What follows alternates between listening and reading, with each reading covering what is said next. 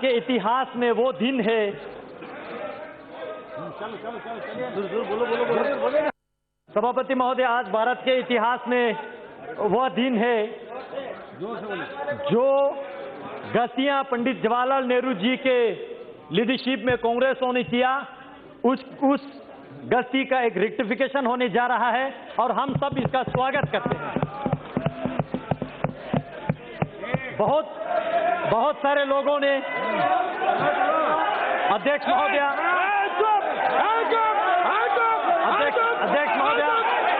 बोलने दीजिए। आप लोगों का मैंने सुना, बहुत बोला आप लोगों ने बोला, बैठिए, बोलने दीजिए।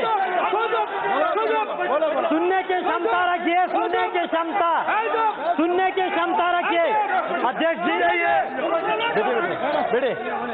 बैठिए, आप भी बैठ जाइए, प्लीज बैठ जाइए, आप भी बैठ जाइए, बोलने दीजिए। अध्यक्ष जी, हाँ बोलिए। पूरे चर्चा को मैं अच्छी तरह से सुन रहा था और बहुत लोगों ने, मुझे खुशी हुआ, बहुत लोगों ने लद्दाख, लेह, करगिल के जिक्र किया, लेकिन मैं जानना चाहता हूं क्या वाकई वो लद्दाख जानते हैं ये लोग? आज तक बीते 71 साल, 7 डेकेड्स लद्दाख को बिल्कुल अपनाया नहीं, बिल्कुल फेंक के रखा वहां पे और वक्तव्य दिया इसी सदन में। वो जमीन है का टुकड़ा है जहां पे एक तिनका का घास नहीं उगते हैं। ऐसे वक्तव्य देने वाले क्या लद्दाख को समझते हैं? क्या लद्दाख के विशेष संस्कृति को जानते हैं? क्या लद्दाख के भाषा को जानते हैं? क्या लद्दाख के रहन सहन, खान पान, वहां के ज्योग्राफिकल कंडीशन, क्लाइमेटिक कंडीशन, जो दुर्गम क्षेत्र है, क्या वो जानते हैं या खाली किताबें पढ़ के बोल रहे हैं? अध्यक्ष महोदय, लद्दाख ने पिछले 71 ईयर यूटी के लिए संघर्ष किया। हम भारत देश के अटूट अंग बनना चाहते थे। 1948 में 4 तारीख को पहला ज्ञापन लद्दाख बुद्धिस्ट एसोसिएशन के तब के प्रेसिडेंट ने पंडित जवाहरलाल नेहरू जी को दिया था, तब के प्रधानमंत्री जी को।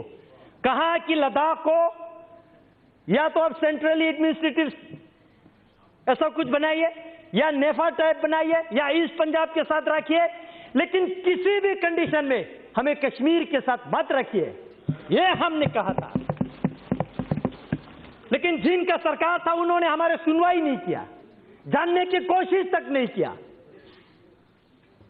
और कश्मीर के नीचे आज तक हमारा डेवलपमेंट, हमारा पॉलिटिकल एस्पिरेशन, हमारा पहचान, हमारा भाषा लुप्त अगर हुआ है तो ये आर्टिकल 370 और कांग्रेस पार्टी जिम्मेवार है। अध्यक्ष जी,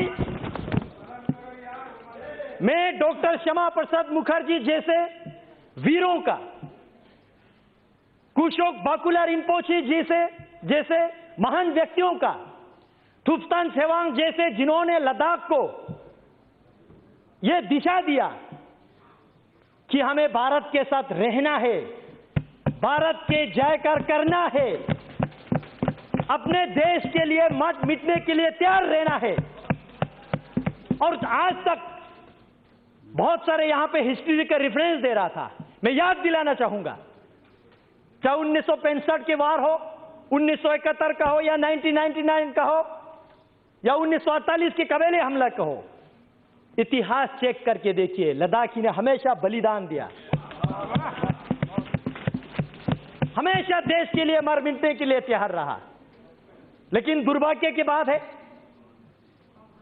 आज यहां पे मेरे साथी कश्मीर के ऑनरेबल मेंबर पूछ रहे थे, धारा 370 हटने से क्या खोएंगे? मैं एक चीज जरूर कहना चाहूंगा, एक चीज जरूर खोएंगे, वहां 2 परिवार का रोजी रोटी खोएंगे और कुछ नहीं खोएंगे। सिर्फ 2 परिवार का रोजी रोटी खोएंगे और कश्मीर के भविष्य उज्जवल होने वाला है। सभापति महोदय, कारगिल के जिक्र कर रहा था यहां पे और सदन को मिसलीड करने की कोशिश कर रहा था। मैं कारगिल से चुन के आता हूं, मैं गर्व से कहता हूं कारगिल वालों ने यूटी के लिए वोट दिया है।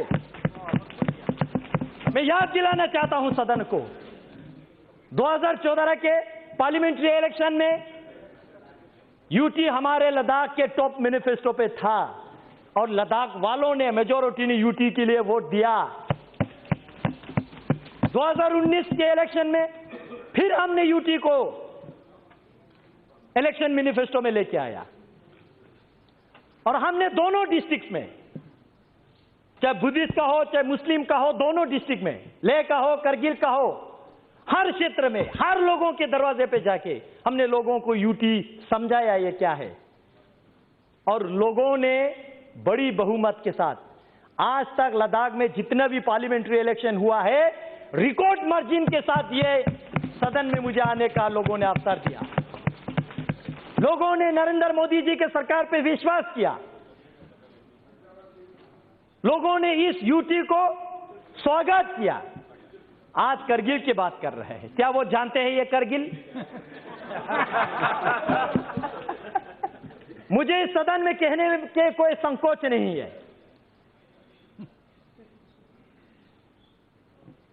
तब के गृह मंत्री माननीय राजनाथ सिंह जी अब ले पधारे थे। All party parliamentary delegation Jammu गए थे, कश्मीर गए थे और आप ले आए थे तब के होम सेक्रेटरी के साथ।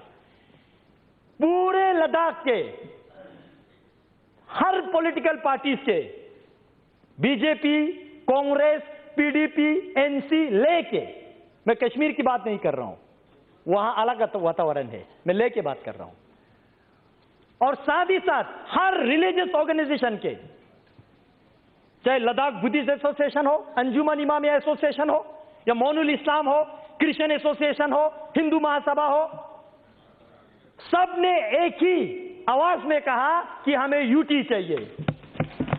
राजनाथ सिंह जी पूछ रहे थे और क्या चाहिए बोलो, और हमने कहा और कुछ नहीं चाहिए, सिर्फ यूटी चाहिए। हमने ये कहा था। आज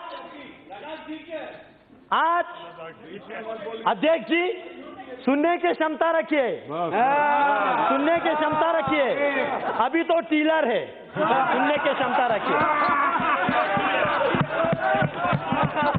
अध्यक्ष जी, लेकिन उस वक्त एक दुर्घटना हमारे साथ घटी, आज मैं इस सदन को अवगत करना चाहूंगा। तब के लेह में आपके एनसी के डिस्ट्रिक्ट प्रेसिडेंट, पीडीपी के डिस्ट्रिक्ट प्रेसिडेंट, जिन्होंने यूटी के मेमोरेंडम को साइन किया, उन लोगों को आपके कश्मीर के एनसी और पीडीपी ने वहां से प्रेस रिलीज जारी करके अपने पार्टी से बाहर निकाल दिया। आज डेमोक्रेसी की बात कर रही है लोग, लोकतंत्र की बात कर रहे हैं। क्या वो थे आपका लोकतंत्र? लोगों का आवाज बंद करना, दबे कुचाले रखना, ये आपका लोकतंत्र था क्या? अध्यक्ष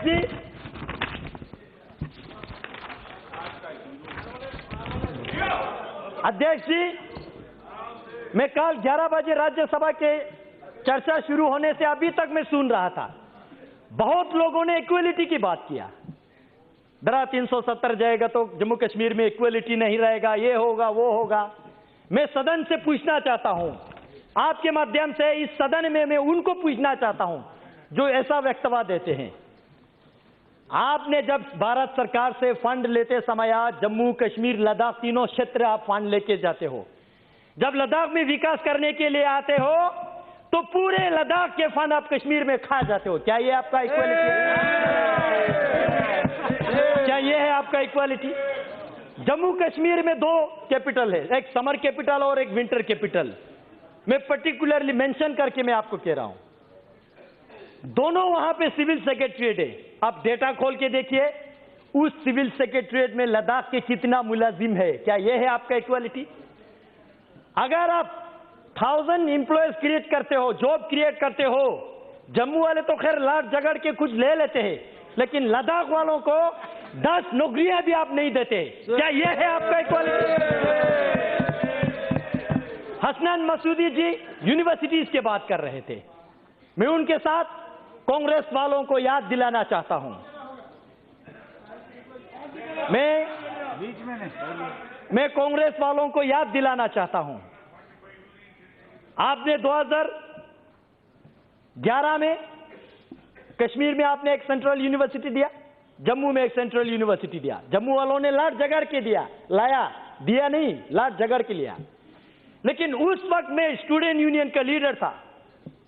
हमने जम्मू में जितने पढ़ाई करने वाले स्टूडेंट को रोड पे लाके इनके खिलाफ काले पट्टी बांध के हमने सेंट्रल यूनिवर्सिटी का मांग किया।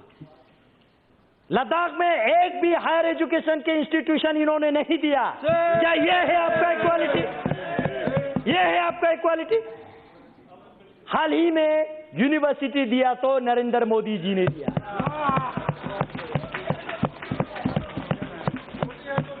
मोदी है तो मुमकिन है, सही में। कल राज्यसभा में कांग्रेस के नेता गला फट के कह रहे थे कि भाई लद्दाख के साथ क्या होगा, लद्दाख के साथ क्या होगा। मैं जानना चाहता हूं अध्यक्ष महोदय, आपके माध्यम से मैं जानना चाहता हूं, जब आप 2008 में जम्मू कश्मीर के चीफ मिनिस्टर थे, आपने वहां पे 8 नया डिस्ट्रिक्ट बनाया, जिला 4 आपने कश्मीर को दिया, तो जम्मू वालों ने लड़ाई किया तो 4 देना पड़ा। लद्दाख को आपने एक डिस्ट्रिक्ट भी नहीं दिया। क्या यह है आपका इक्वालिटी? यह आपका इक्वालिटी है? आज आप कहते हैं इक्वालिटी।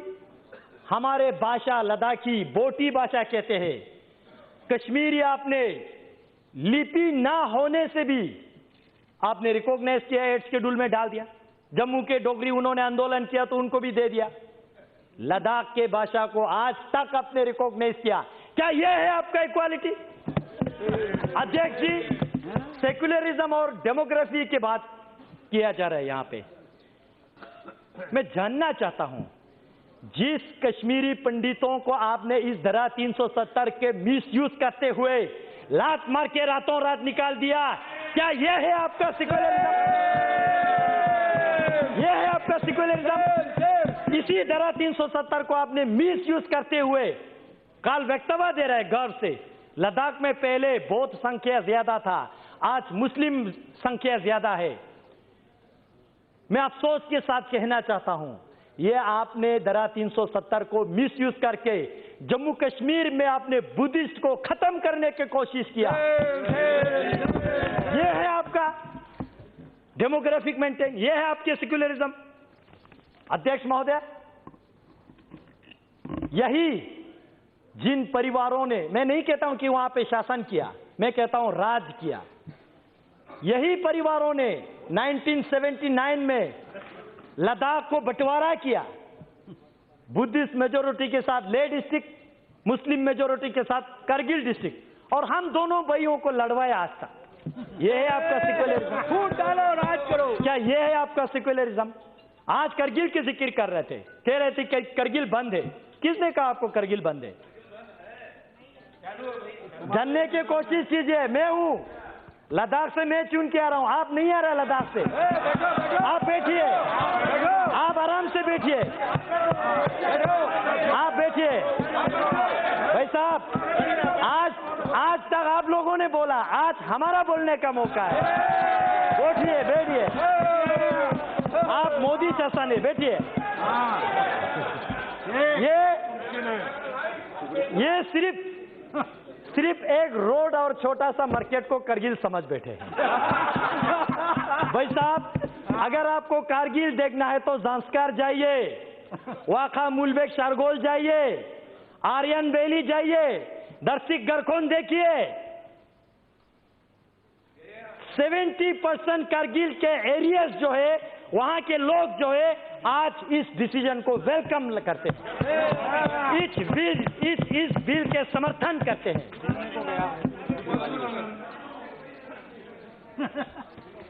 अध्यक्ष जी,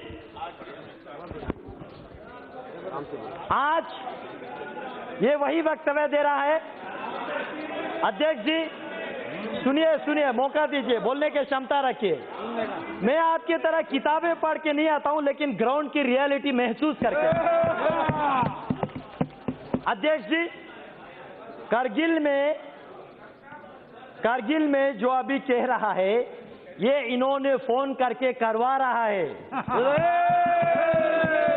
उनको भी नहीं पता है वो लोग क्या कर रहे हैं।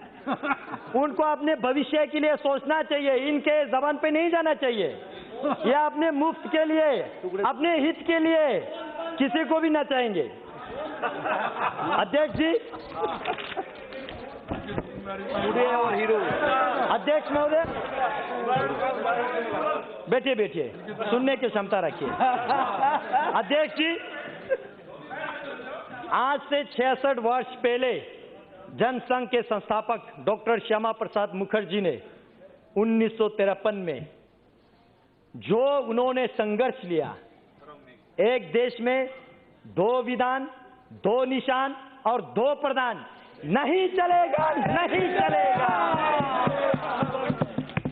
और इसी के संकल्प में मैं गर्व के साथ कहता हूं, इनको नहीं पता लद्दाख वालों ने अभी क्या किया आज तक। 2011 में आज ये कह रहे कि हमारा झंडा जा रहा है, भाई साहब, आपका झंडा तो लद्दाख वालों ने 2011 में नकारा है। लद्दाख ऑटोनमस हिल डेवलपमेंट काउंसिल ने रेजोल्यूशन पास किया 2011 में। जम्मू कश्मीर के जो झंडा लद्दाख ऑटोनमस हिल डेवलपमेंट काउंसिल की चेयरमैन, एग्जीक्यूटिव काउंसलर, जो कैबिनेट और डिप्टी मिनिस्टर के रैंक के होते, उनके गाड़ी को लगता था, हमने उस झंडा को नकारा। हमने नेशनल एम्ब्लेम वाला वहां पे लगाया, क्योंकि हम भारत देश का अटूट अंग बनना चाहते हैं। ये है लद्दाख, क्योंकि हम मानते हैं आन देश की शान, देश की है, हम संतान है। 3 रंगों से रंग तिरंगा अपनी ये पहचान।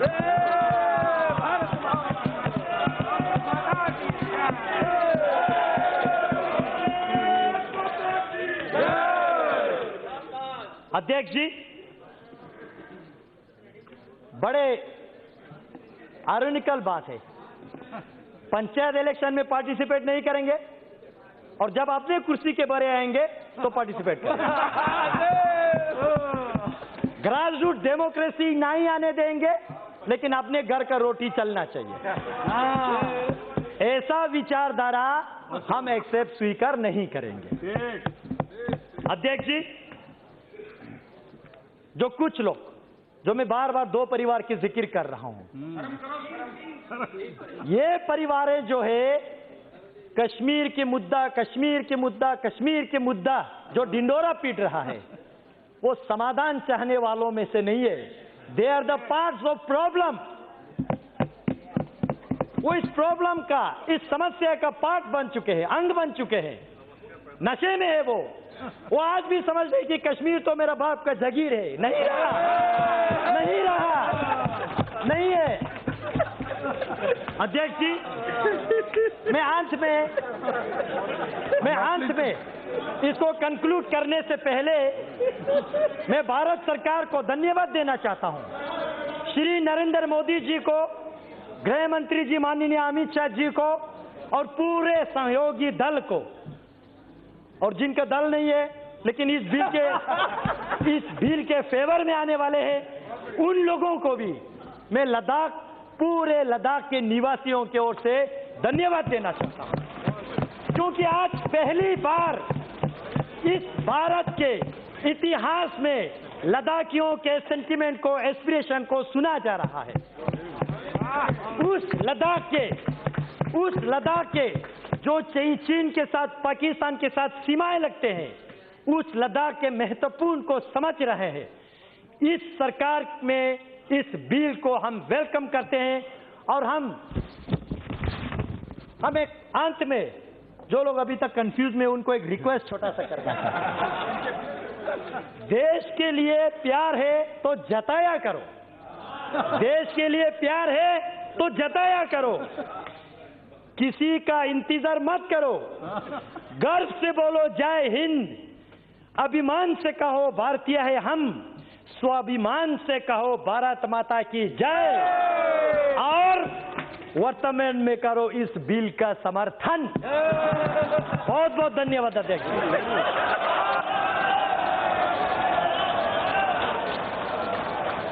माननीय